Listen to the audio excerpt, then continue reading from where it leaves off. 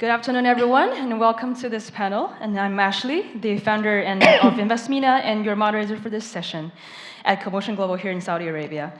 Our panel today is Glocalizing Mobility, co-creating the GCC's next innovation hub. The Gulf region is rapidly positioning itself as a global testbed for next-generation mobility solutions. This session examines how global technology leaders adapt their products, partnerships, and scaling strategies for the distinctive infrastructure, regulatory frameworks, and operational environments of the GCC. Excuse me, I just get some water.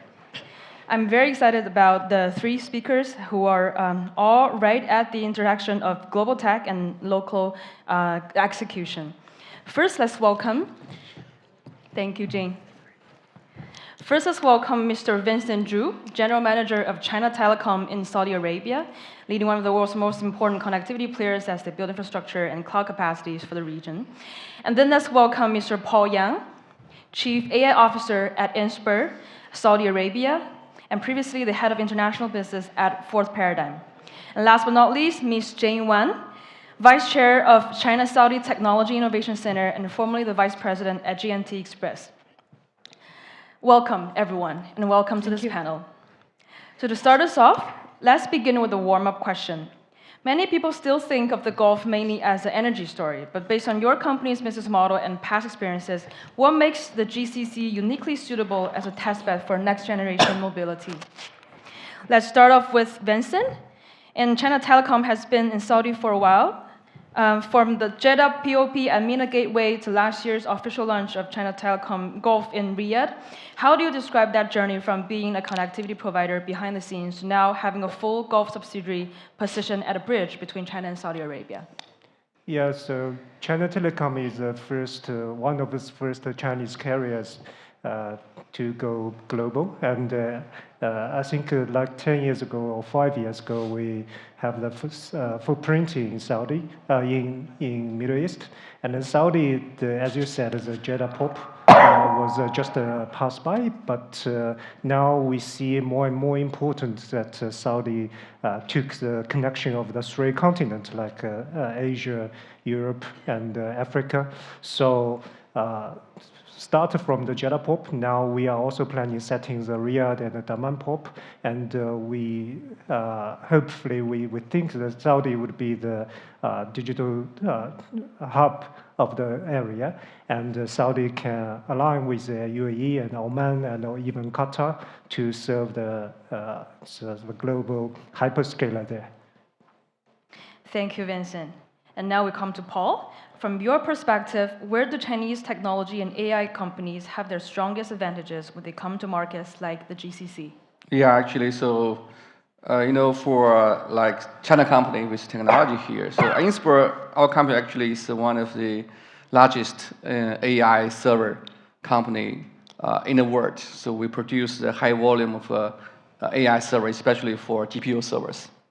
So Gulf area is a very hot area. So we're seeing a lot of opportunity and promising future for this region because this country is deliver a lot of commitment to construct, to build the new city with mobility, with AI, with new future.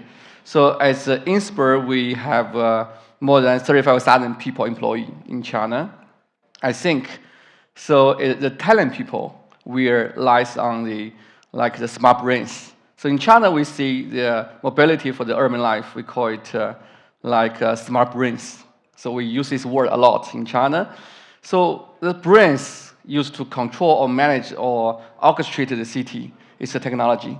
Then behind the technology is the innovation with the R&D capabilities. The R&D capability coming from the talent people.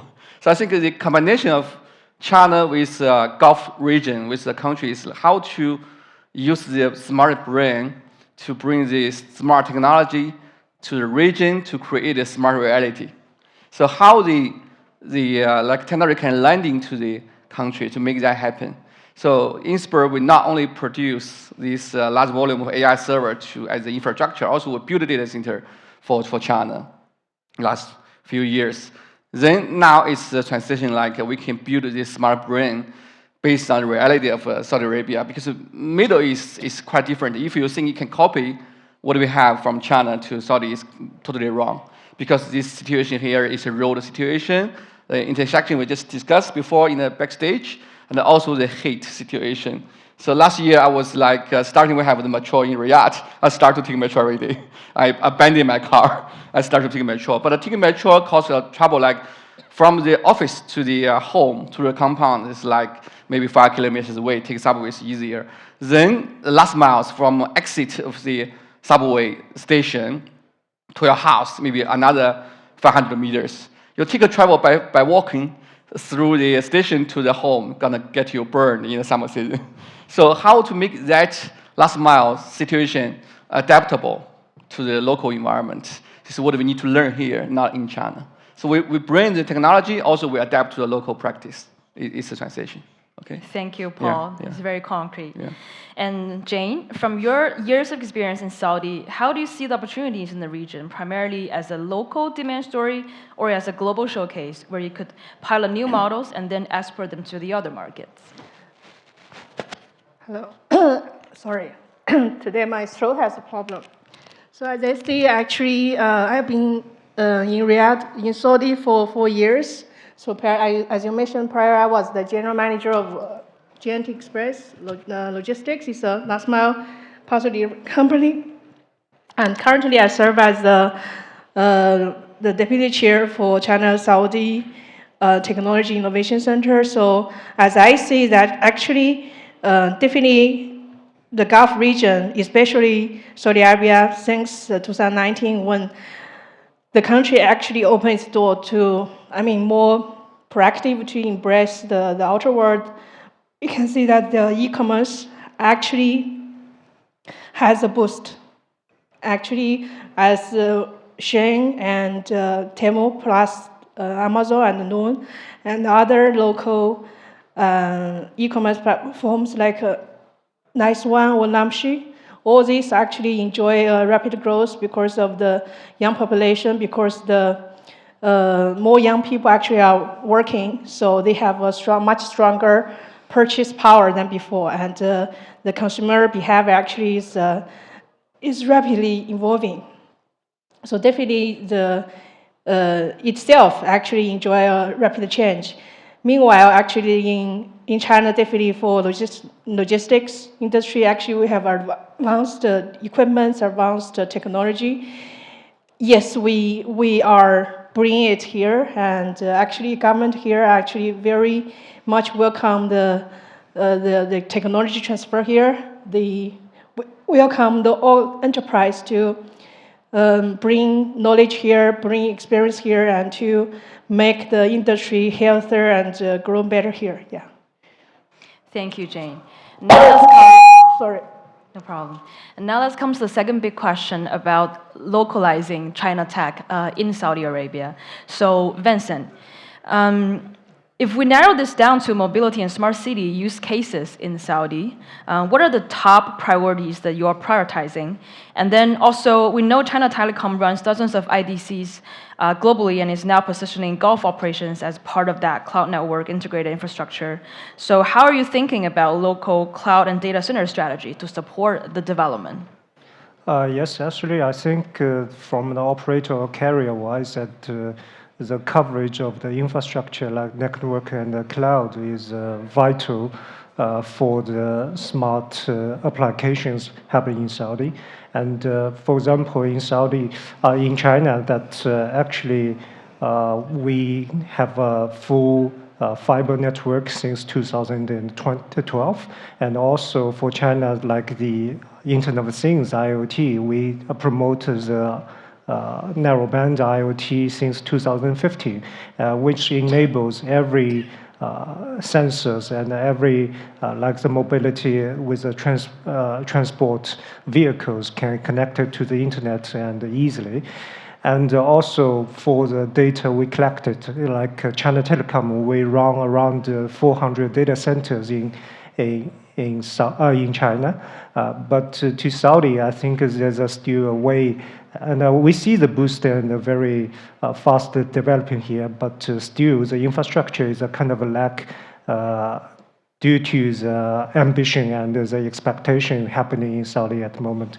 As we understand that now only the carriers players in Saudi with a data center like STC, Center 3, Mobile, but still is not enough. We encourage that more and more international players can be join the market and share the development of the data center in Saudi, and also the infrastructure, the procedure of the how to approve and how to develop a data center in Saudi. We still in a very early stage. There's no very clear development guidelines about it. So we also are cooperating with the local carriers here to see how to develop the data center here. And also, we see a lot of the AIDC news here, but actually at the moment that we think in KSA that the AIDC is still in a very early stages, so people cannot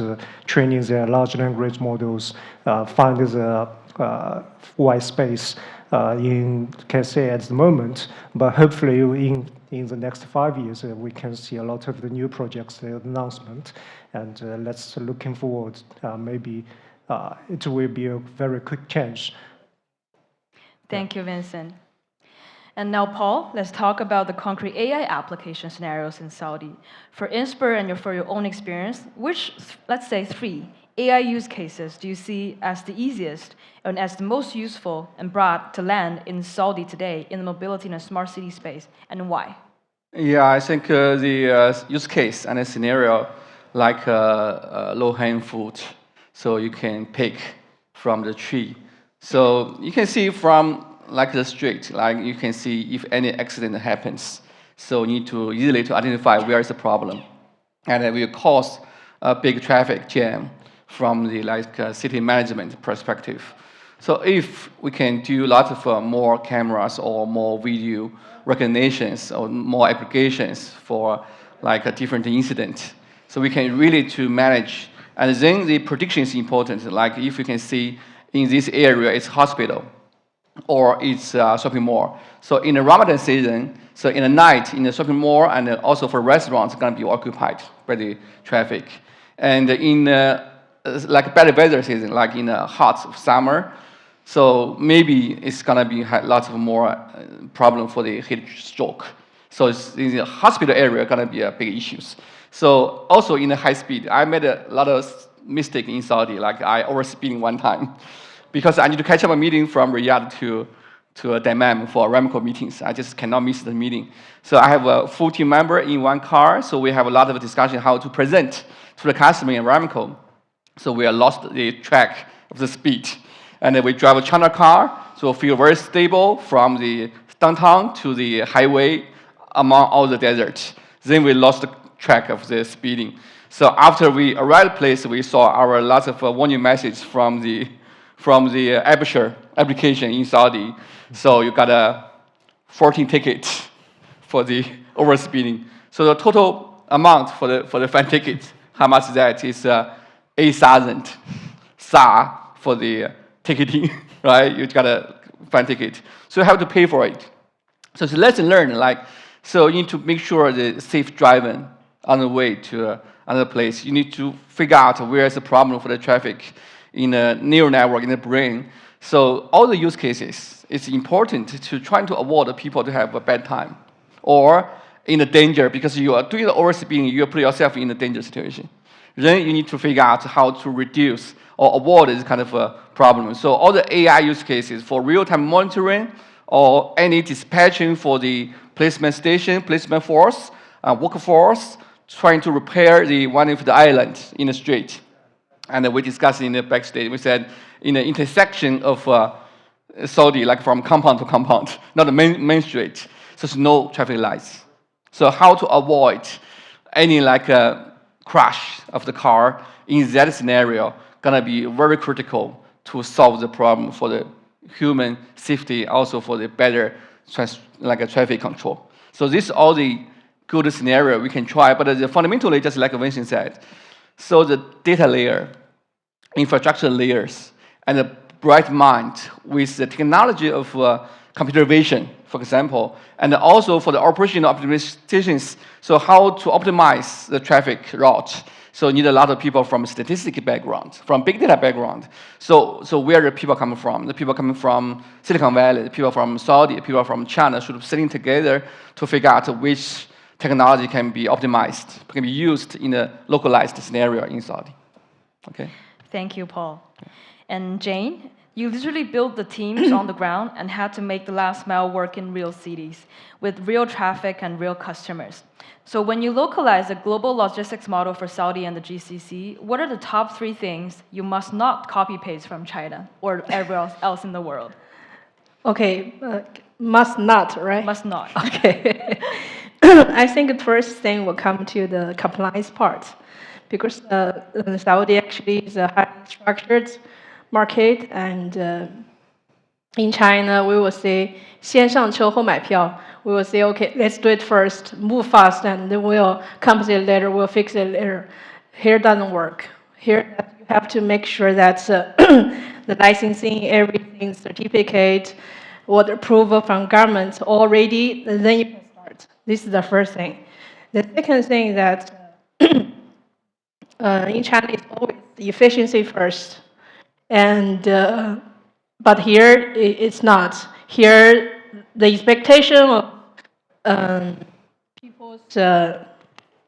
people's customer behavior here is different. The expectation on timing, on service, all these kind of things is different from China. So you cannot say you have to adjust according to local customer behaviors. The third thing that must not organizational culture. In China, actually, we always say that, although it's not politically right, because Chinese people talk about, let's be the cow and the sheep, like very, how to say, we bear the pressure from work, and we have to strive under pressure to work, and everyone sacrifice their family time, everything, even personal life. But here, I think organizational culture is very important. The middle management here is very important.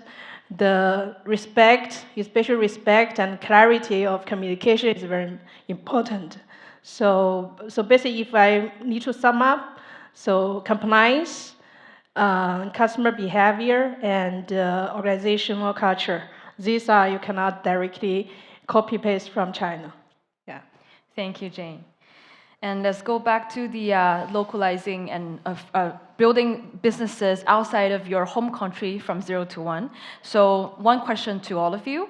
What are the 3 hardest bones to chew when you're bringing businesses over here to GCC? Let's start from Vincent. I think the first is still, because we think Saudi is very like China, like 20 years ago when we started the reform and the development. Still, the localization, the local language, and the English is not like other countries that so vastly utilized in this country, and we will face a lot of the cultural shock and challenges during the development. And another thing is actually, I think the senior level of our Saudi partners, they have the very big ambition and see a lot of things in a very far away. But actually, when we landing the projects and landing our thoughts in Saudi, seems very, very, very difficult. And the challenge is that actually your expectation is high, but your infrastructure or the fundamental ability still need to be developed. Thank you, Vincent. What about Paul? Yeah, I think the most hard part in Saudi, I was here since 2022 when the President Xi came to Saudi Arabia, so hosted the China-Arabia high-level conference meetings, built like a cooperation between China and Saudi.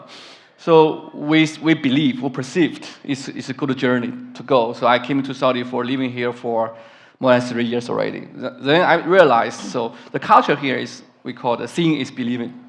So sometimes it's very hard for you to demonstrate to show the real technology to the people who really understand what you are talking about. So the people need to build the trust, then they start to do the business. And now so many, I think, China company came to Saudi saying like, we have extraordinary technology we want to share with you. So how our Saudi partner can really understand who you are and what you can do and why you are excel in different sectors in the vertical market. So it takes time to understand your business, your technology. And because we have a different background for technology sometimes, China right now, we have a lot of talent. Like last week was the meeting for AI globally in the US. We call it Neuro IPS. It's basically the most top conference in the world. So then you're gonna deliver the world-class ASICs to be taken, to be accepted by the conference team. So it's 4 of the China team, 4 of the ASIC, best ASIC, 3 from China. So if you're trying to introduce what is the beauty of the ASIC, nobody can understand what you're talking about. It's quite technical. It's mathematics. It's statistics. So you can show like we have power on the development of technology, but the customer will only ask you one thing, like how to use it. What is use case? Deliver me the use case. Deliver me the beauty of the technology. So how we can use it. So if you try to copy from China, just like Jin said, if you want to copy from China, it cannot be landed. So it takes longer time than you expect because in China everything is ready. So just build up the application, the model, you show the beauty of the results. But in Saudi, just like Vincent said, so the fundamental thing is not resolved yet. You have to build it yet. It's hard for you to build. If you cannot build it, the Saudi partner will not believe it. Then it's going to become like a hard-born to true. It's like, so maybe it's a good idea. So for me to give you more exchange ideas. So from different level to give you more detailed information than just to show the product. So we do the cross-cultural, cross-country exchange before we really come here to do a business with you. So it's a process. The process will normally takes 3 years. Now I'm here for 4 years already. So I learned you want to build a trust, take a longer time, and be patient in this market. Thank you. Totally agree. Bit by bit, and there will be partnerships. And what about you, Jane? Yeah, I fully agree on what Vincent and Paul said. If I recall my journey in KSA, actually started end of August 2021. At that time, still during pandemic, I can honestly to say the openness of this country is not yet like now. That time still there are lots of restaurants. You have the family section and the public section. Even when we want to rent a villa residence for our employees to stay, a lot of owners they hesitate to do that. They will say, okay, we only rent to families, and if it's for company, we don't want. So actually, we will see big changes in the how open in the past 4 years. Saudi has enjoyed, and this is a very welcoming remarks to all the investors and foreign enterprise to set up business here. And for the hard bonds, for me actually, since Vincent and Paul already said, so I fully agree with you. I will not to repeat that, but I will see that to make a business grow and to make yourself trusted by the government, by the clients, by your employees, you have to localize everything. Localize not just your system, but also localize the culture, localize your employees, and reshape the understanding for your employees, especially Chinese. This is very important because lots of Chinese people come here, they don't understand. Since majority of the companies since 2021 till now, lots of non-Muslim Chinese came here. So they don't understand the value of Muslim. So I think they enjoy they experience a lot of culture shock here. I think the basic is to understand the region, understand the history, understand the society. This is very important.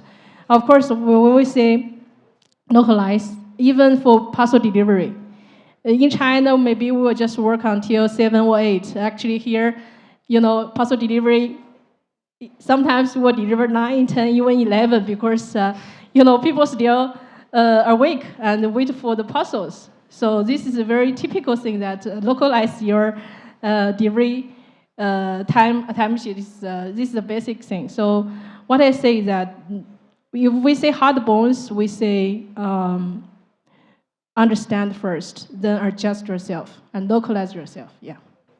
Thank you, Jane. Actually, sometimes we believe, Jane and I was here for more than 3 years, right? 4 years, 5 years. So we believe we understand Saudi. Yeah. You are totally wrong. That's why we're strong and biased. Then if you believe you know Saudi, then you can understand UAE. You are double wrong.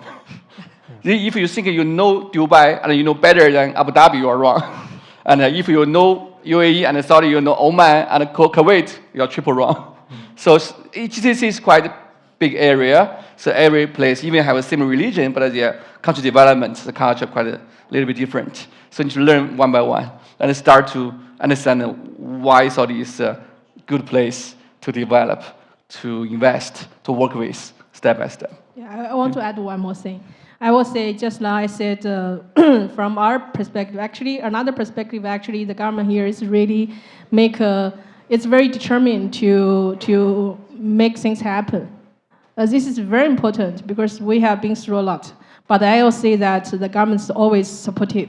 Even when you localize your business here, actually, the government, of course, under Vision 2030, we will see things that how we contribute to Vision 2030. But the government is very supportive. They will always want, no matter it's MISA or TGA or Ministry of Transport and Logistics Services, they always want to listen what you are worried about, what you've been through, what we can do for you, and how we together can make things better. I think this is a very great gesture for everyone to know that we are welcomed. Yeah. Thank you all so much. It's all about being able to understand the complicacy and being able to identify the nuances across cultures and being able to adapt to that and accept that and push things forward. And lastly, let's go to the most important topic, co-investment, co-development, co-creation across the China and GCC corridor. So when you think about the co-creating value in the GCC mobility space, what do you think, what does it look like that goes beyond simple vendor-client relationships? So is it joint ventures, revenue share models, local R&D centers, or something else? And how do your company and your business decide which modality to choose? Let's start with Vincent again. Okay, so actually, we working in Saudi, we already not seeing like a seller or buyer relationship. Actually, because for China carriers, we think we are kind of in an advantage developer area globally, because for the smart cities and the smart solutions happens, there's a lot of case in China already. So in the Saudi, from the infrastructure to applications, so we kind of cooperate with local carriers. It's kind of like from the consultancy first.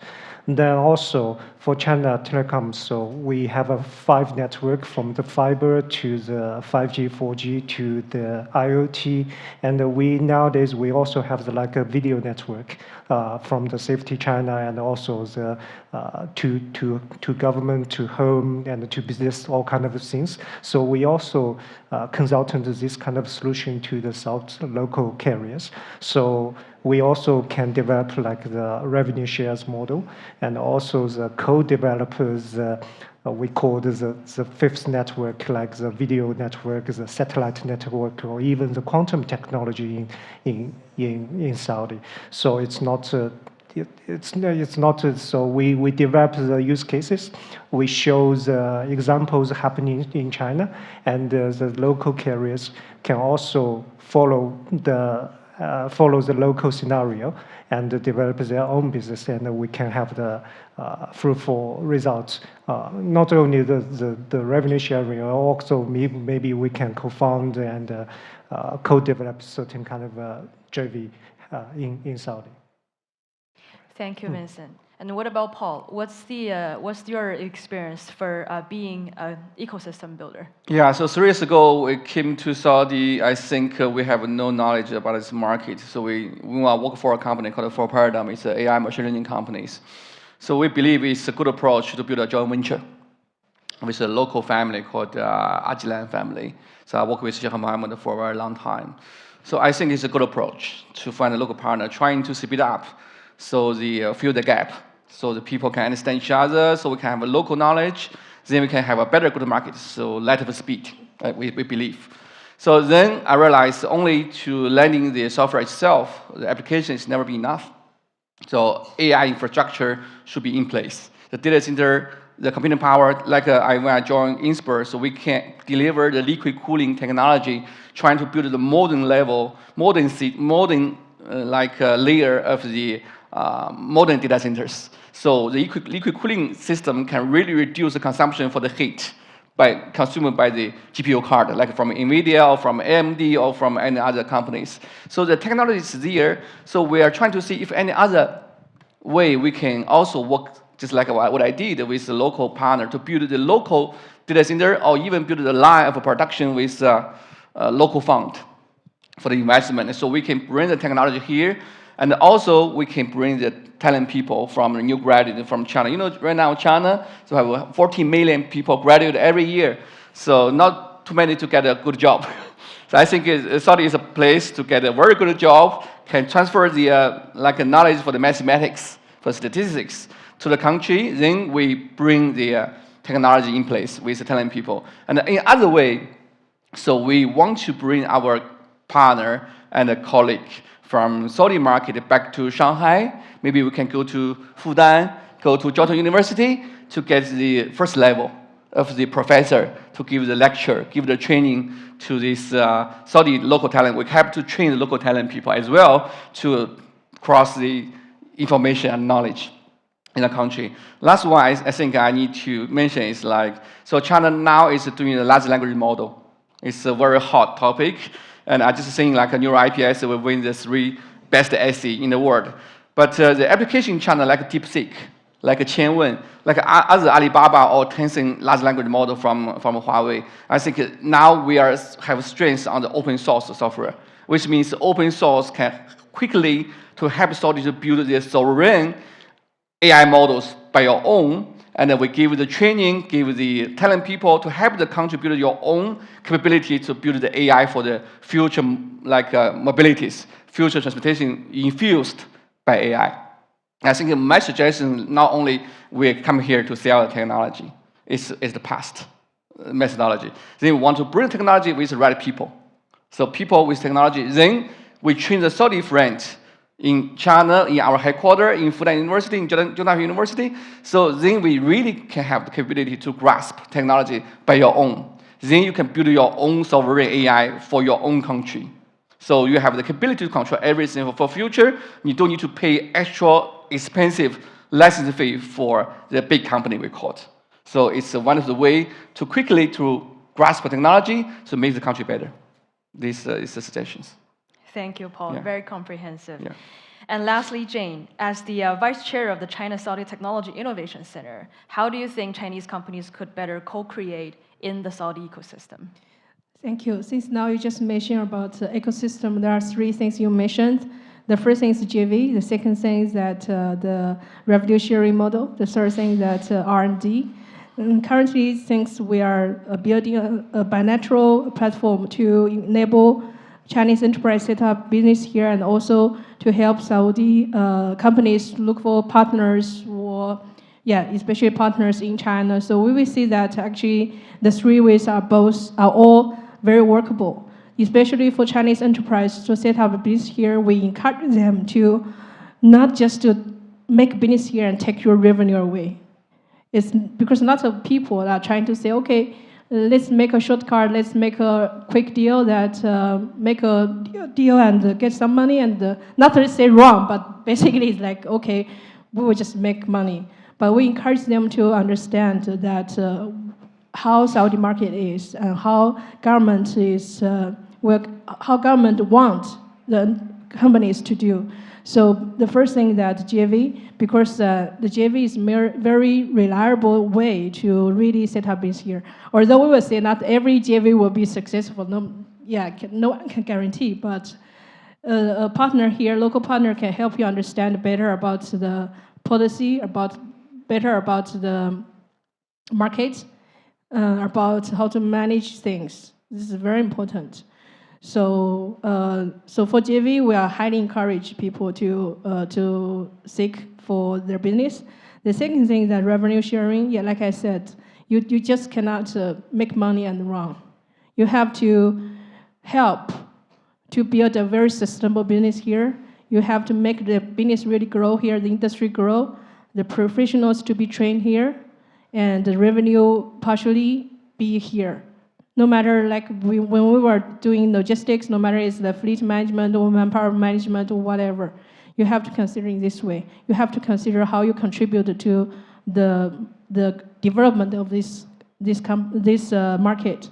The third thing is R&D. Yes, there are currently lots of Chinese technology companies want to seek their business here, want to look for clients for investment from here. But what to encourage them, and also which is encouraged by the government, is that try to say whether they can set up a R&D center here, because government want their industry to be cultivated. Even now, some may be under development, but we have the ambition and have a policy to support. So try to make it and try to see it in this way. So I think JV, R&D center, revenue sharing, all indicate that you have to understand this market and respect the market and respect the government here. Yeah. Thank you, Jane. As our panel is coming to a close end, one last question to all of you, since now you're all veterans of Chinese companies glocalizing in Saudi.